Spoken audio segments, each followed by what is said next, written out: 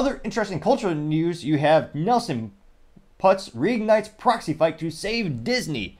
Now this comes as Disney continues to lose millions upon millions of dollars. In fact, since Nelson actually paused his last attempt to do a proxy war and get some seats on board of directors, that was earlier in February 2023, since that time period, Disney has lost $70 billion in market valuation.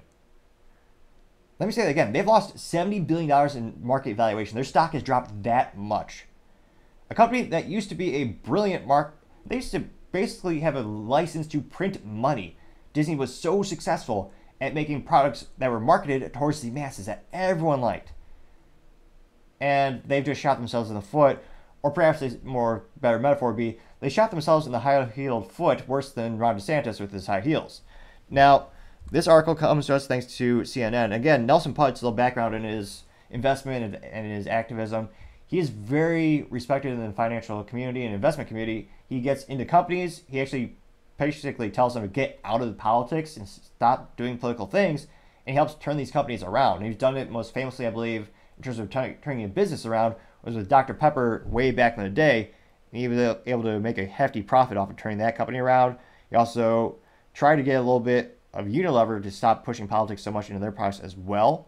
Now, going back to this specific article, and again, this is with Nelson Putz Train Management Fund, and this comes to us thanks to a writer by the name of Crystal Hurt at CNN Business.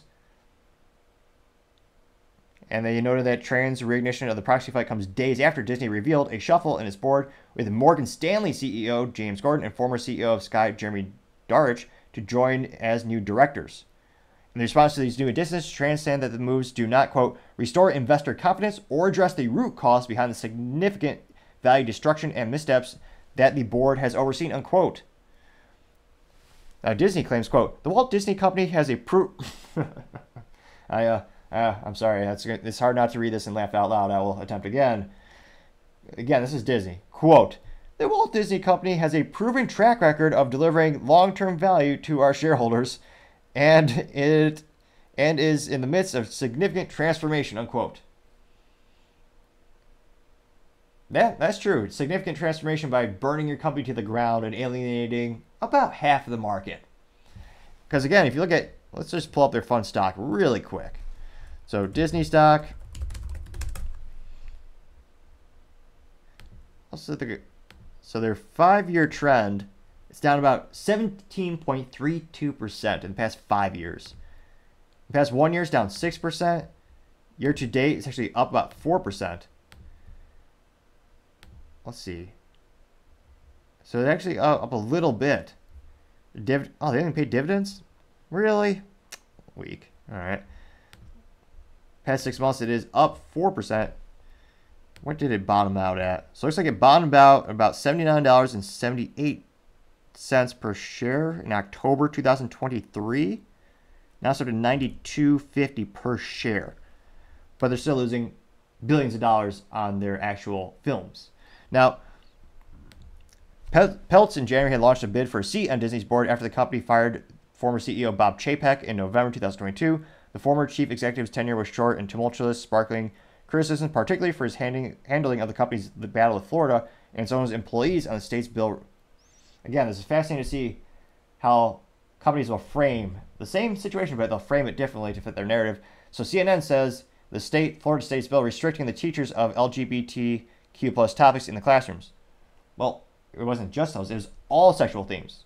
It wasn't just those indoctrination attempts by the teachers. It was just any sex in general. They said this isn't appropriate for classrooms. If you want to have a debate on that, well, I'd say that'd be a huge topic for another time. But let's just say it's controversial to say the least. And then Disney said, oh no, we believe teachers should be able to have all these conversations with, second graders, kindergartners. Why? I would love to hear their justification. Or I was going to say, you can't really expect a modicum of intelligence to come from Disney these days. But nevertheless, now, they noted that the final nail in the coffin for Chapek, who was the chairman at Disney Parks, Experiences and Products before Iger's first run CEOs, was seemingly the company's fourth quarter earnings during last November, which missed Wall Street expectations, in part due to a $1.5 billion loss on its streaming segment. which again, that was back then. Still to this day, it's still not making a profit. It's getting there. Don't get me wrong. It's still losses, but the losses are decreasing. So it's slowly getting towards profitability. Again, we'll see how long it actually takes to get there. Now, in February, Peltz had dropped his efforts to join the board after Iger laid out a plan to slash over $5 billion in costs by implementing layoffs, streamlining the company's operations, and dismantling Chapek's reorganization of Disney initiatives in line with Train's demands.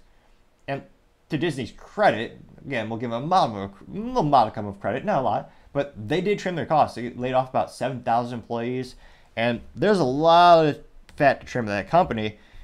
Looks like in 2023, the latest figures, again, this is just from a Brave search, they have 191,250 employees, still headquartered in Burbank, California. Let's see here. And then, let's see here. The article continues saying Bob Iger actually said he never knew the challenges would be so big when he was coming back. And Peltz actually said, quote, "We wish the very best for Iger, the management team and the board. We will be watching," unquote. That was in February. And again, at the time, I believe they're actually up to about $2 billion, owning $2 billion in shares. So if you go to the current market cap of Disney, and again, that's probably relatively not that much. Again, that's not too much. So the market cap is $169.45 billion, where the single entity, the single investor, last time we checked was about $2 billion. And the more you increase that percentage of the company that you own, the more rights you have for such things as getting on board of directors, which is a huge influence of the company. A lot of people talk about the CEO leading a company, which is very true, don't get me wrong. But another big part of the equation is the board of directors, and many people would say the philosophy behind the board of directors is to assist and empower the CEO and help guide the person with additional feedback and input. And don't get me wrong, there are still some board of directors who just sit back and get a paycheck. Of course, you're going to have good and bad intentions all over, but that is their overall purpose, is to actually help guide and lead the CEO to make the best decisions for the long term for the company. And I can't imagine it. I don't know how inebriated they are at the board of directors at Disney right now. Now, Disney in the SEC filings actually said, "Oh yeah, we realize our values are not aligning to the values of American people, and it's starting to hurt our bottom line." And will they change? I don't think so, considering, the company has built out such a company culture around the initiatives and the activism that they've been doing. The only way to really fix the company would be to fire, 98% of the people who work there and just start from scratch. Because again, so many people who work there have become so indoctrinated. It's their core belief is that this specific activism of putting sexual themes in these children's films. It's scary, ridiculous, and I would say morally abhorrent to say the least, to actually put politics and sexual themes into these children's materials. But that's what they're doing. That's what they're pushing for. And the consumer's not liking that. That's why the people are buying less and less of their stuff. They're actually moving to alternatives. BankKey Ventures by the Daily Wire is growing exponentially. That's their streaming service for the kids. Daily Wire being one of the fastest growing conservative media companies headquartered out of Nashville, Tennessee. And that company's doing especially exponentially great, partially because of Disney's ineptitude driving customers away. They're creating their own competition, as many companies do throughout time. So it'll be interesting to see what happens to Disney. But I suspect with the ever-increasing increase of their shares, and given the fact that, the company's just not making the right business or moral decisions anymore. They keep losing money. Again, they're almost, I believe it's like $2 billion lost in films. That's almost unfathomable for a company that used to print money, again, for a living. Now, it'll be interesting to see what happens to Nelson, but as I always say, time shall tell. Thank you again, everyone, for taking the time to tune in again today. We're trying to get to 4,000 subscribers by the end of December, so if you click that button, I would greatly appreciate it. Also, if you can leave a comment, I would greatly appreciate it, as well as I always want to get more feedback on how we can make the show better and better and better.